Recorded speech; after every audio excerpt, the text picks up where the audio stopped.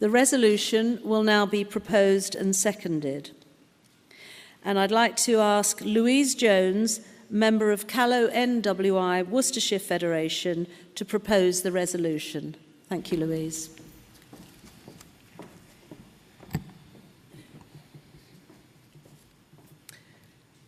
I haven't got a green light.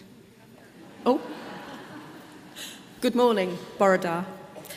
Concerns about the level of mental illness, mental distress and low well-being are increasing, as is reported in the press and on television almost on a daily basis. Around 1 in 4 people in the UK will experience a mental health issue each year, and 9 out of 10 of them will face discrimination and stigma. 75% of people with mental health conditions do not have access to the care they need. A mental health issue can be caused by many things. It is the outcome of having a life-threatening illness or long-term condition, having a parent, sibling or husband in jail, losing a parent, partner, child, losing a home to floods or fire, being old, growing old, being lonely, being isolated. The list is endless. Life changes and challenges affect all our health, both physical and mental health. Mental health and physical health are the yin and the yang of an individual's holistic health. You're less able to deal with mental health issues if your physical health is poor, and you're less able to deal with physical issues if you have a mental health issue. But whilst we feel able to talk about our physical health, it can often be much more challenging to discuss our mental health. Many people, both old and young, often feel they will be judged if they say they have a mental health issue, so they don't talk about it. Coping with mental health issues can be a very lonely struggle, isolating individuals and families. The WI plays a unique role in educating women and enabling them to campaign on issues that matter to them and their communities. And there are many ways in which we can take action on this resolution. We can make a difference by raising awareness of mental health conditions, inviting expert speakers to our meetings or adding activities to our annual programmes. We could also include articles about mental health issues in our Federation newsletters, and at a national level, challenge the government to provide better support for mental illness. The increased level of knowledge and understanding that members will gain through these activities could benefit us as individuals, our families, our groups, our workplaces, our communities. It will make it okay to speak about mental health and so reduce the stigma attached to having a mental health issue. It will help tackle mental health issues at an earlier point when family and friends and neighbours can make a difference. The campaign will also add significant value to many organisations such as the NHS and mental health charities. Our work will complement their work, encouraging individuals and communities to make a difference by being open to talk about mental health. Ladies, if this resolution is successful, it will change forever the way we feel about and discuss mental health issues. It will cascade knowledge and understanding about mental health through our families, communities and workplaces, and could lead to a much-needed UK-wide cultural change. Mental health issues can affect anybody in society. It knows no boundaries, age, gender, race, religion, they're irrelevant. We can play a part in tackling that issue. I commend the resolution to you.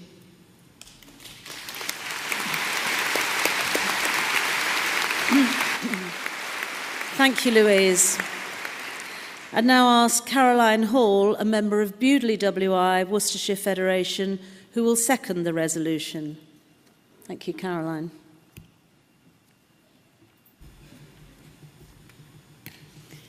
Good morning, Borodar. We can make a difference to attitudes to mental health and have an impact at national, local and individual level. Nationally, government, funding bodies and the research community will listen to the WI. They will note the passion behind and the practicality of this resolution. MPs will listen to the views of federations and WI groups. We are their electors and we packed quite a punch collectively. At a local level, county federations can add real weight to local campaigns against the axing of psychiatric beds. community nurses, and funding for mental health care.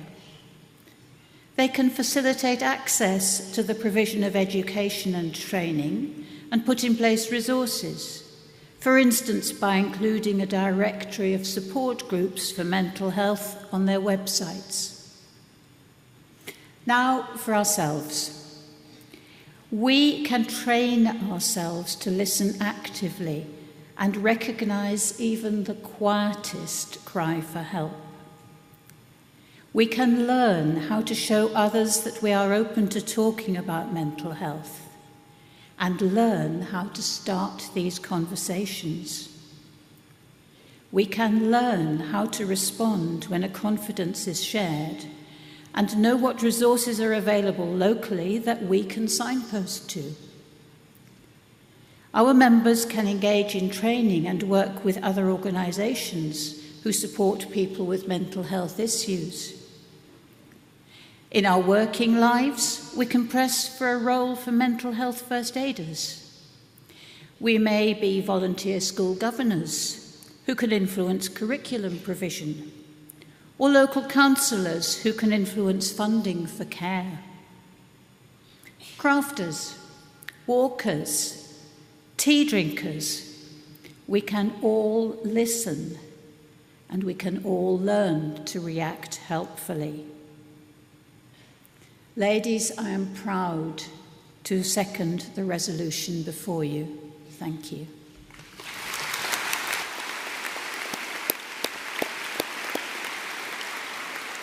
Thank you, Caroline. And now our expert speaker is Andrew Molodinsky, consultant psychiatrist at Oxford Health NHS Foundation Trust, who will speak in support of the resolution. Please welcome Andrew Molodinsky.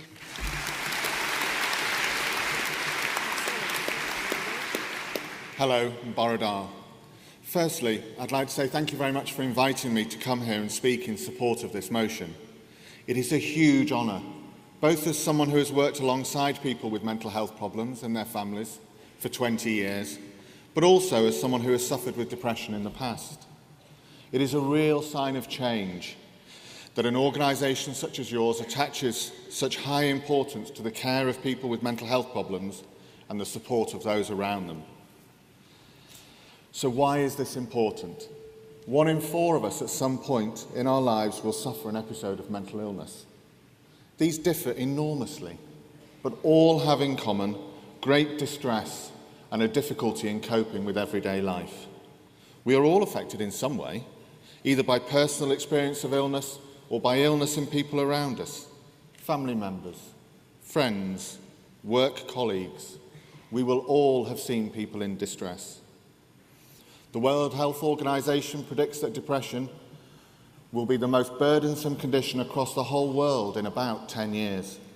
More than heart disease, more than strokes, more even than cancer. A recent review estimated that the cost in the UK alone was £105 billion. Mental health conditions are responsible for approximately a quarter of health activity in the United Kingdom.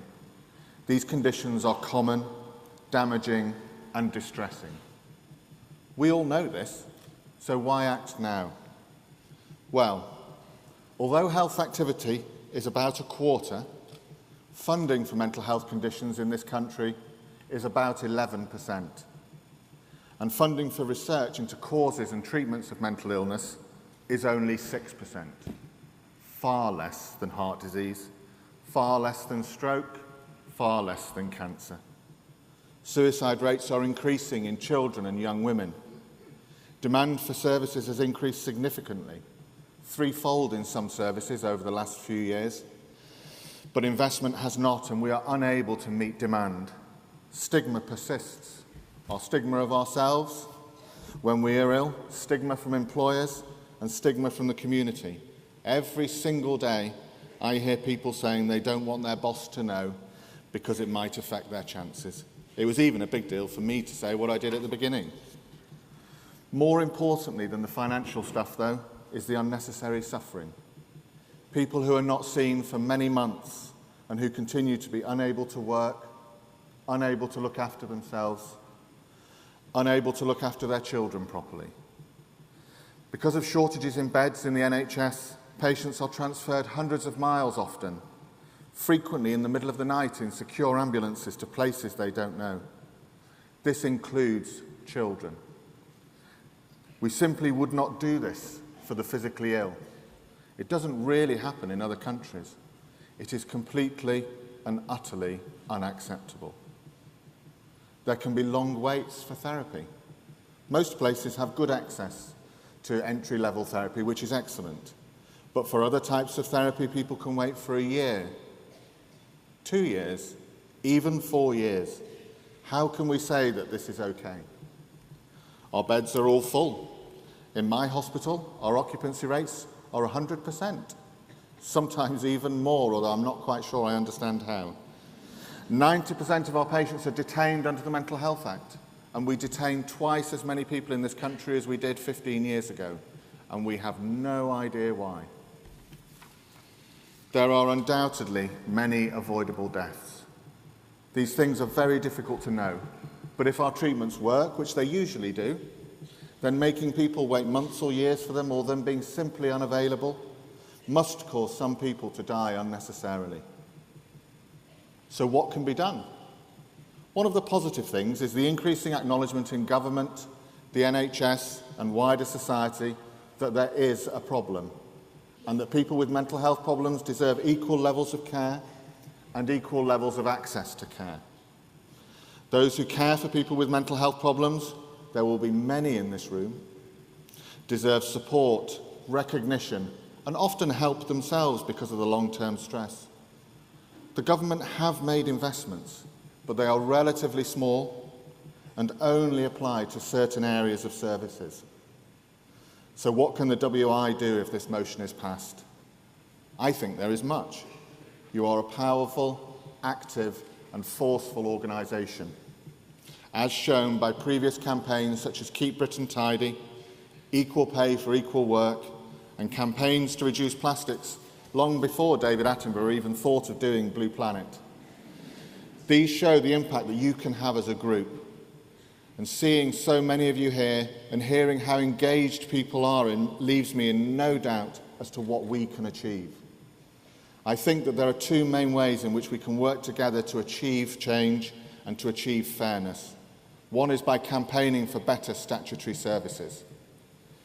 Members can campaign at a local level by speaking to MPs, inviting them to meetings, and speaking to councillors and holding them to account for a lack of support for families and parents.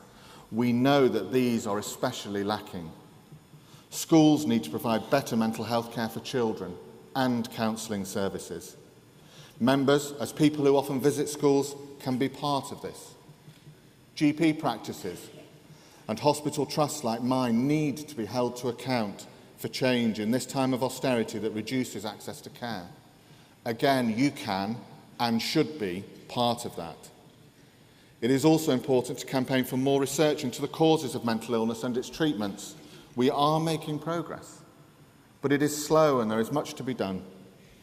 The other key way in which the WI can help is by raising awareness and support in the same way as for your other campaigns that was so magnificently demonstrated before.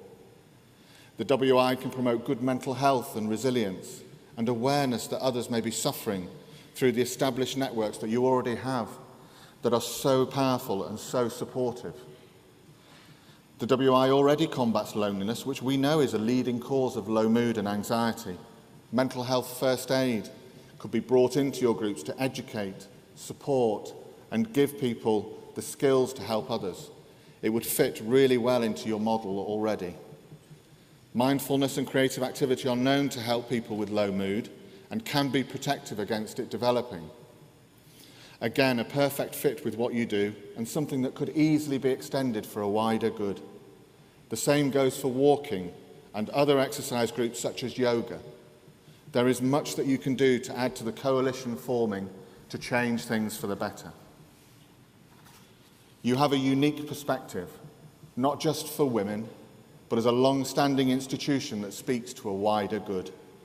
You are a large and powerful organisation that is highly motivated to help, and I think that the group of people we are talking about today deserve that help. one of the things that saddens me most is the stigma around mental illness and the widespread belief that people are in some way weak or feckless. In 20 years, I have found that nothing could be further from the truth. The people that have inspired me most in my life are actually my patients. Seeing what they have gone through as children, as adults, often as both, and seeing how they manage to persevere, to work, and to raise families is truly inspiring and always humbling. I urge you to support this motion, and more than that, to work together with the other people who are feeling the same to create a genuine step change in mental health care in this country, because people deserve it. Thank you.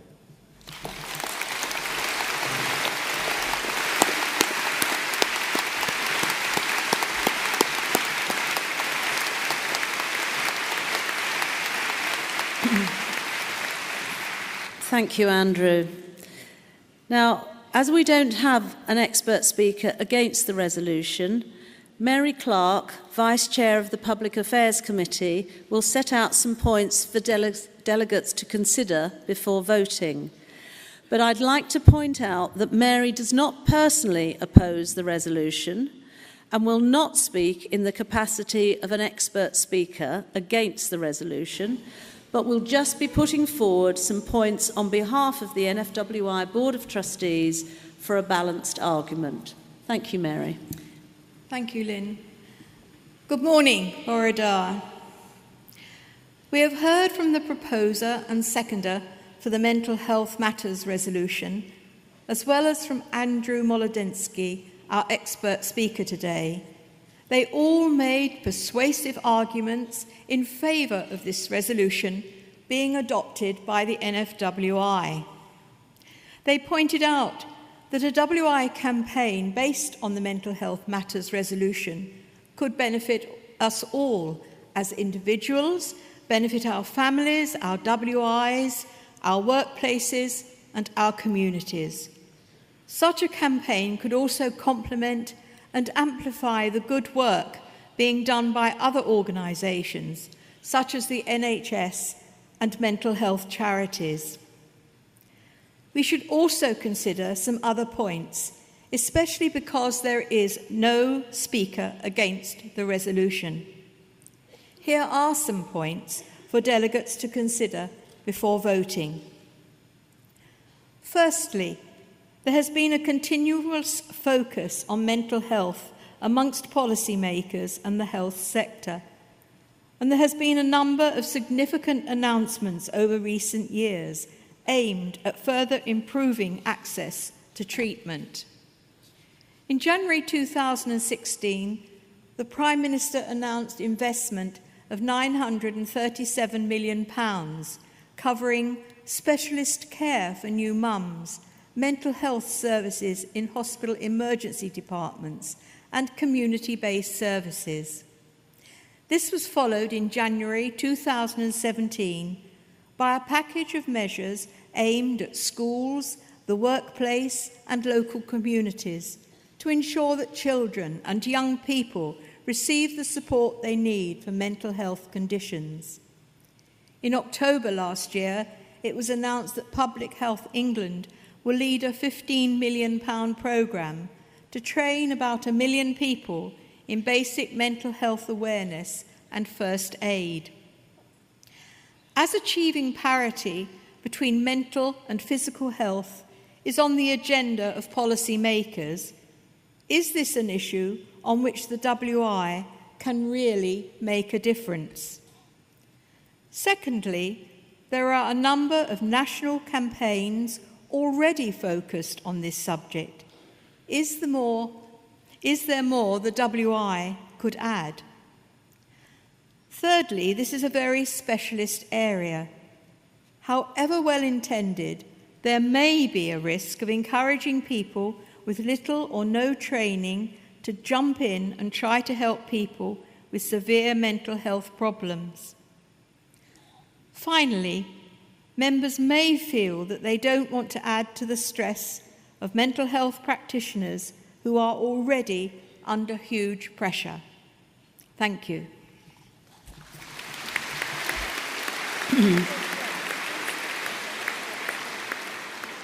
Thank you, Mary. We'll now take some points from the floor.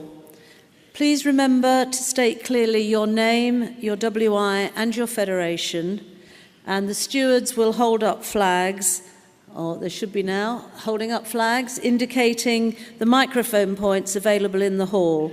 So please remember to keep your point to no more than 2 minutes. So we've got 1, 2, 3, 4, 5 and 6. Right, okay. So, and the mics will be disabled once the question's been asked. So we'll start with microphone 1. We've got anyone there? No one there. Microphone 2. Thank you. Good morning, ladies. My name's Rose Stour. I am a member of Camp Village in Gloucestershire, and I'm also on the executive of the Gloucestershire Federation. I happen to have a grandson with special needs. He's one of the lucky ones because we can cope with his problem, but I'd like to just tell you of 2 incidents of how the children with mental health problems are treated in my area. The first one, there was a little boy, 8 years old. He had multiple special needs. His poor mum couldn't cope, and so it decided he would go somewhere where he could have the help he needed. Well, Gloucestershire Mental Health Trust sent him to Newcastle, 8 years old.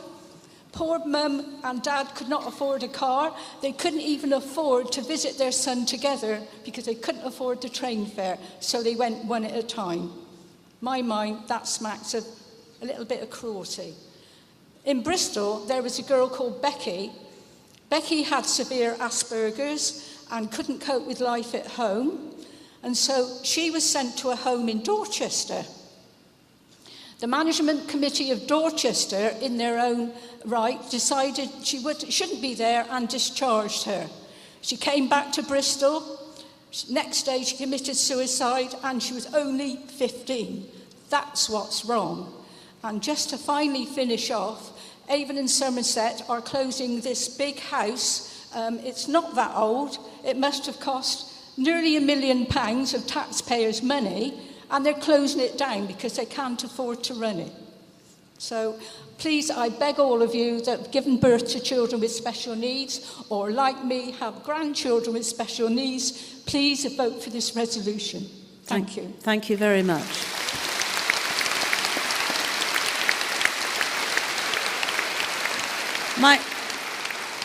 Microphone 3. Thank you. Hello, my name is Oriole Hamilton, and I am in Wilberforce, WI, in East Yorkshire. Lots of people talk about statistics, but statistics are happening to real people. They are happening to us. So my daughter, when she was 14, was self-harming, and after we spent the night in hospital, after a particular bad occurrence, I was assured that she would receive help for the Child and Adolescent Mental Health Services, which is CAMS, but nothing. When I phoned them repeatedly, they said to me, if she commits suicide and she is unsuccessful, she will be seen. Now, I've read this in the paper, but let me tell you, when it happens to you as a mum, it's unbelievable. Now, I have a success because my daughter, through her own self-determination, through the love and support of her family, and also finally through the support of CAMS, has moved past self-harming. She hasn't self-harmed for 3 years. She's now applied to study nursing at university. And as part of that, she had to fill out a health declaration, and she had to declare any mental health issues that she'd had. One of the questions was, have you ever tried to commit suicide? The answer is no. Have you ever taken a drug overdose? No. Have you ever self-harmed? That was all in one box. She had to put yes, and she at school received a phone call from Occupational Health at Birmingham University, and they said to her, we want to talk to you about your self-harming.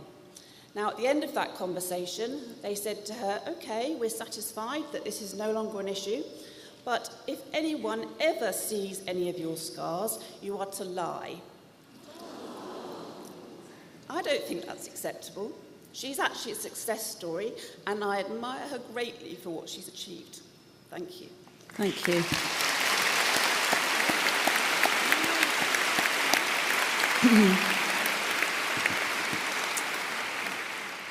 Microphone 4?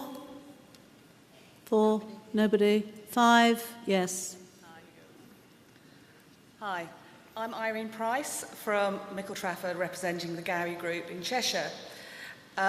We've heard a lot about the money that's being proposed for additional services. So the question our group had a debate around when deciding whether it was a yes or no is, how has the effectiveness of the current mental health treatment been assessed? Now, there was some talk about research being planned and undergoing at the moment, but what's clear is we need to understand how effective what currently is being provided before additional funds are being made to do more in the same areas. That's more of a question, really. Okay, thank you very much. We'll deal with that when we have the right to reply. Thank you.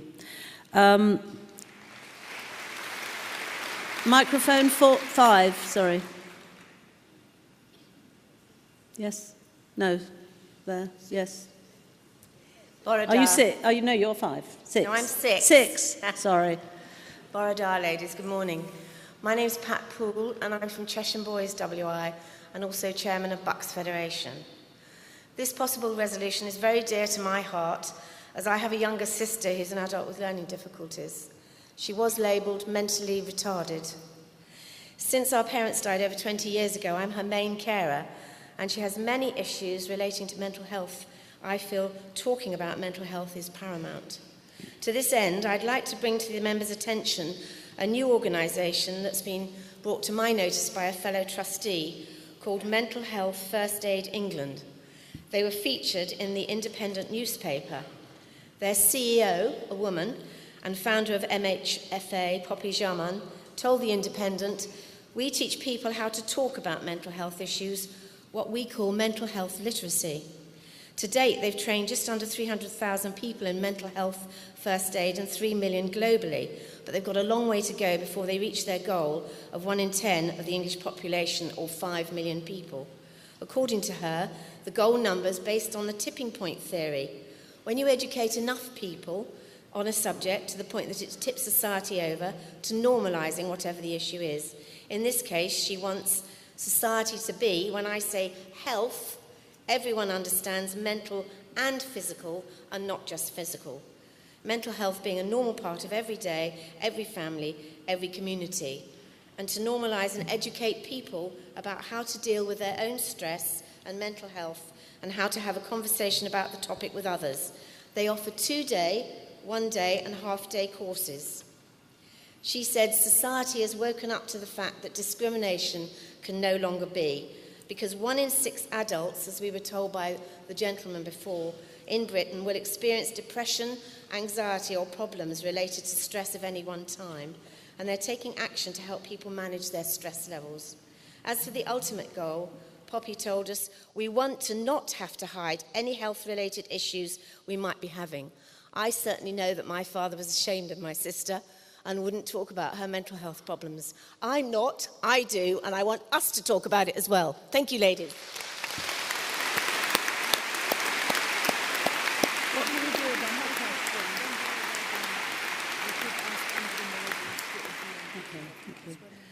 Right. Nobody at 1? Anybody at 2? Yes. Thank you. Good morning. Lin Swift, Durham Federation. In recent years, 2 mental health hospitals within an 8-mile distance of my home have been closed. These were manned by specialist mental health nurses. Those hospitals were pulled down and sold for housing developments. And now a lot of people with mental health issues go into general hospitals where they haven't got sufficient training to look after these people. Also, a slight point I'd like to say is how many of these illnesses are drug-related. Thank you. Thank you. Microphone 3. Thank you. Janet Kirk, Chairman of Leicestershire and Rutland Federation. This is more a general comment. Really find it unacceptable that National cannot find somebody to speak against the resolution. Many of our delegates are given discretion if they don't have an expert speaker to speak against the resolution. It's very difficult for them to make an informed choice. Yeah. I will answer that by saying we have been trying for several months to find somebody who would be willing to come and speak against the resolution without any success. I'm very sorry you feel that that's unacceptable, but we have done our level best, which is why, on behalf of the Board of Trustees, Mary has given some points to consider for the debate. So that's the answer.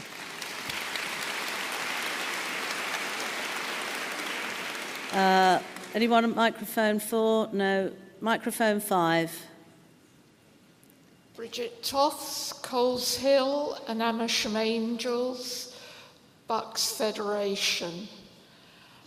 We've heard here about first aid, mental first aid and learning listening.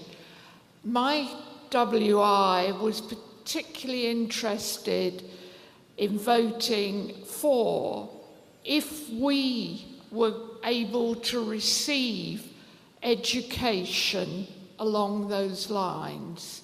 Are we likely to? Yeah.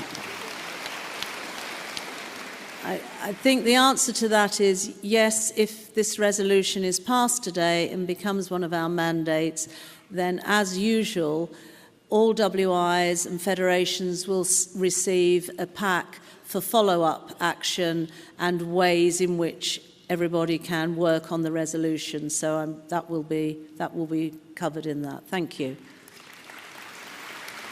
Microphone 6. Deirdre Smage, Beaconsfield WI, a proud member of the Bucks Federation. Sorry, we're rather taking over. I just wanted to add a little different thing. I am the very proud sister of a lady with bipolar disorder who is a health services activist working very strongly with the service providers. She hates the word service. She's a human being, not a consumer. However, I would just ask if people are planning programs to inform themselves. One of her strongest things is listen to the people who are living with long-term disorders. Listen to what they have to say, how they want to be treated, and what their lives are like. And I support her in that voice. Thank you. Thank you. Right. Microphone 2. Microphone 2. Thank you. Hello. Sue Heath Caldwell, Kitchen Dancers from Winchester, Hampshire Federation. Through my work in the voluntary sector, I am about to be trained as a mental health first aid trainer. That will enable me to roll out training to organisations that require training in mental health. I assume that there are many others being trained in this field, and therefore this training will be available to organisations such as the WI. Thank you. That's good to hear. Thank you. Microphone 3. Hello, my name's Perlene Storer, and I'm from Stretford, WI, Lancashire Federation. I just wanted to raise a couple of things. The one, I agree with the lady whose daughter is at school, because in my daughter's school, they've had 2 children commit suicide, and she's now in college, and she knows of 2 that have committed suicide. So we need to do a lot more for our students. I also want to say, as a minority group, reading a few years ago that people from black ethnic society are more likely to be classed as having a mental health illness because people don't always understand their culture and the way that they may act. And the gentleman said that the numbers have been increasing and he doesn't know why. We've had a lot of immigrants come to this country, some through illegal means and some legal, and it would be interesting to know how many of those actually seek help with mental illness. And the other thing, as a woman, I would also like to say that I think sometimes we don't recognise when we have a mental illness. And I know for me, part of my way of dealing with it is overeating. And if we look around the room, I'm sure there's a lot like me here. So it's also thinking about that aspect as we are mothers, daughters, wives, etc. And how can we help ourselves? Thank you.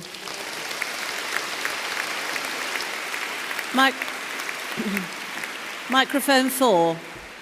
Hello, my name is Susan David and I belong to Redbourne near St Albans, WI, and that's in the Hertfordshire Federation.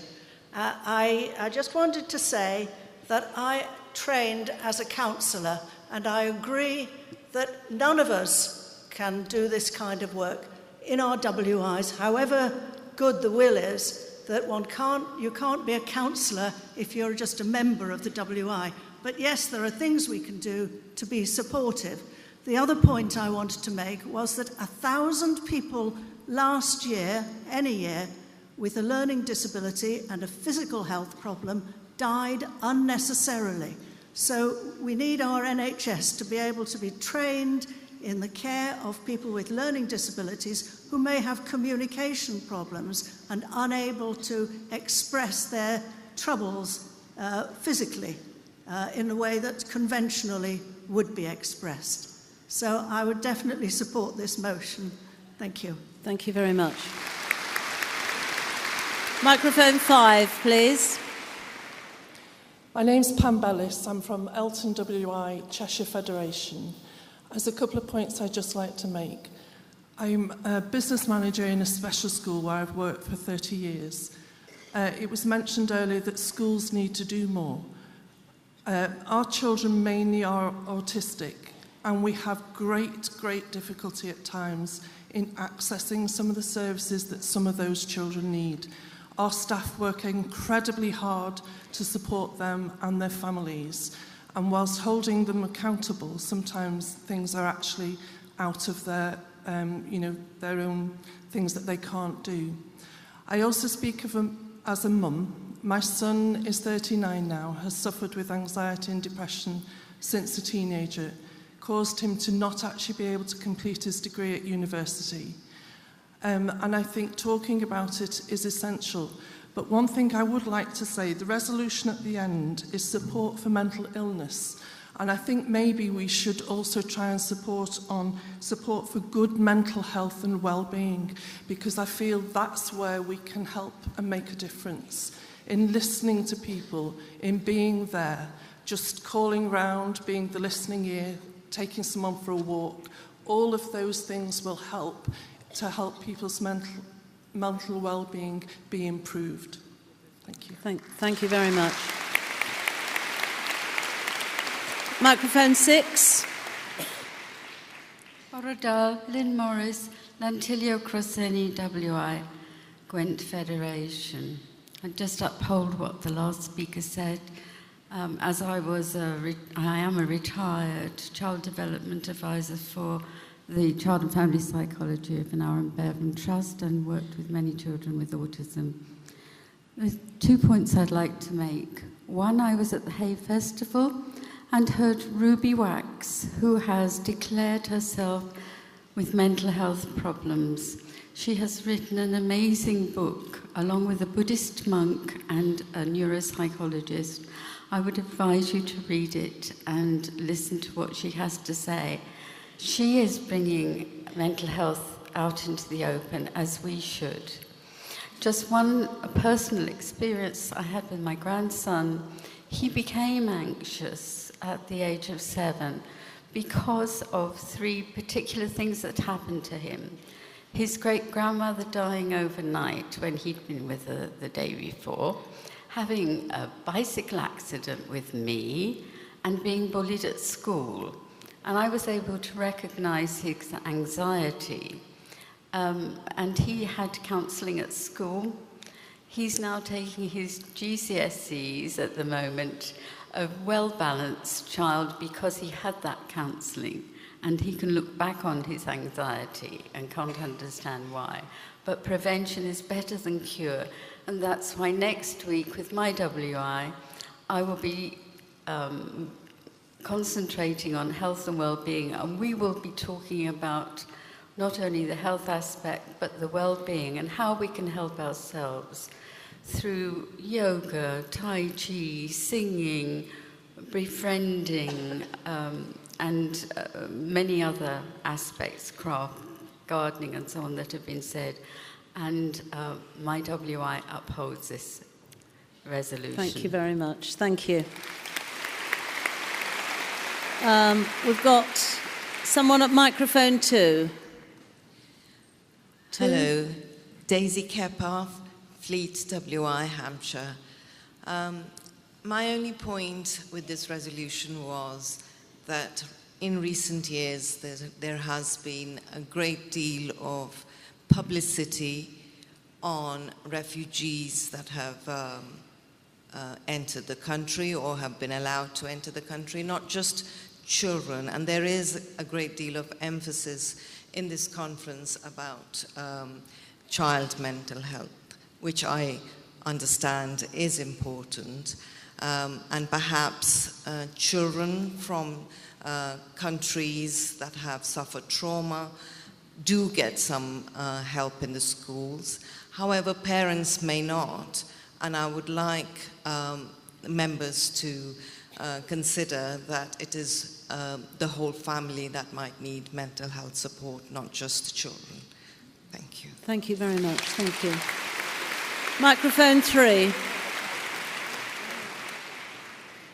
Borodar, Yvonne Smith, Lanjui WI, Powys Radnor Federation. I'm speaking really on behalf of some of our fellow members here who have had the very sad experience of caring for their partners usually, but other members of their elderly relatives who have dementia. And the lady in particular who spoke to me about her experiences sadly lost her husband eventually, but she has said it has been a terrible traumatic experience for her, for the whole family, in having her partner assessed, very, very long drawn out, as some of you may know, not the right sort of way to go about it. And she wondered why the carers, in her experience anyway, she wasn't asked for her opinions, comments, observations, etc. It was all down to him being in a room with the doctor and following standardised questions and following procedures like that. And also, she wondered as well, why is there no information packs being given out to carers when their loved ones are actually diagnosed? She said she found there was nothing given, no information at all that she could draw on. She's had to do a tremendous amount of research herself, and lots and lots of things that you can be aware of that she has found by chance and talking to others. So it has been a very traumatic time for her and many others. Thank you very much. Thank you. Thank you very much. Microphone 4. Barbara Turner, Holymore Side WI, Derbyshire Federation. I run a group at our church of about 20 young adults. And even though I've had no training, the parents say how much it helps for us to listen to them and for them to mix with others. I mean, last week we did baking. One group forgot to put the sugar in the scones. But they still ate them, and they said how much they'd enjoyed it. And I've also got a nephew who's autistic and Down syndrome. He's 53 and still in nappies. And his father has had to even get the MP on to get him some help. And finally they've managed it. And finally I would like to say that I think schools should have more training. Our church secretary's son, grandson, was bullied at school, and sadly 2 weeks ago, as today, he hung himself, even though, and he was 14, even though they'd been up to school several times. Nobody seemed to know what to do about it. Thank you. Thank you very much.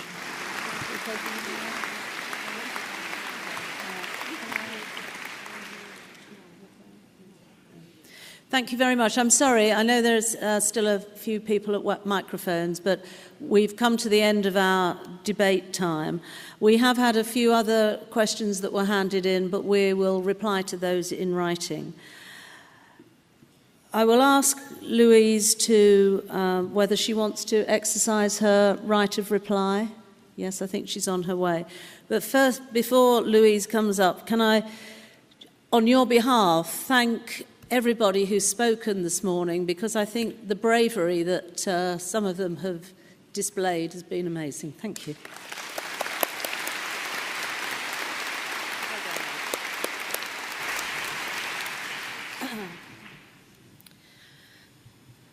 Thank you for a really interesting debate. It's amazing how many people have been touched by mental health issues. Mental Health Matters, the title of the resolution, I believe says it all, and together we can make a huge difference by making it okay to talk about mental health just as much as we talk about physical health. In fact, we've already started to make a difference. By discussing this resolution at our WI meetings, we've already raised awareness. Through reading the supporting information and having the debate today, we've already increased our knowledge and understanding about mental health issues. We've already started to break down the barriers around talking about mental health issues. Let's keep the momentum going. A vote for the resolution means that every WI can contribute to raising awareness about mental health and well-being. We can have expert speakers or activities relating to mental health or well-being within our programmes. We can build in more time to talk to one another when we meet. A vote for the resolution means that the federations will have relevant articles within their newsletters and be able to signpost local mental health resources on their websites. A vote for the resolution will mean that both locally and nationally we will be able to actively lobby for more resources and support for those with mental health issues. And we might also be able to support and lobby for increased research around looking at the effectiveness of what treatment is being given.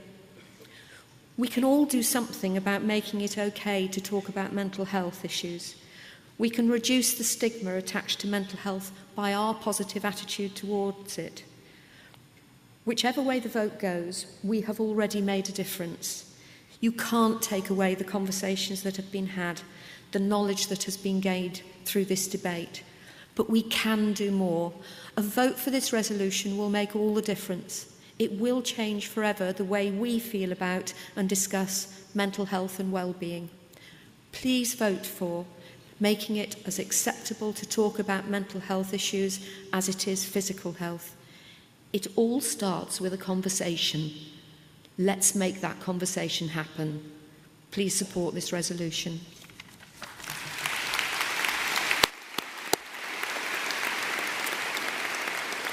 Thank you very much, Louise, and thank you again to everyone who contributed to the debate.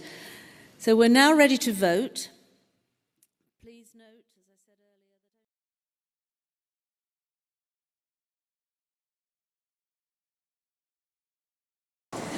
earlier, number of votes in favour, 5,945. Number of votes against, 103, which means that the resolution has been passed with a 90